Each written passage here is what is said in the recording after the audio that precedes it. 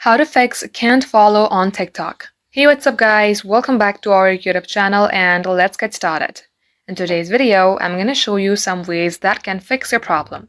So, first of all, you have to make sure you are using the latest version of your TikTok because at times if your application is not updated, it will show you various errors.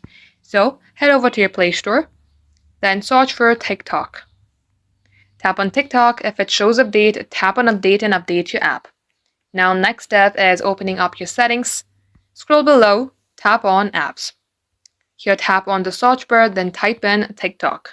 You have to clear the cache. For that, tap on storage and clear cache.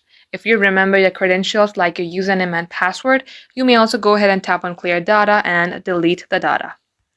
Now see if this fixes your problem. If it's still not working, then you have to log out and log back in. So get logged into your account first, tap on three-bar icon, settings and privacy.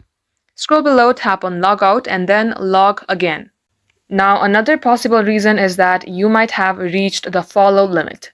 TikTok has a limit on how many people you can follow in a short period of time to prevent spam. So if you have recently followed any accounts, wait for a while before trying again. And just like so guys, this is how you can fix your problem. That is all for today's video and thank you for watching.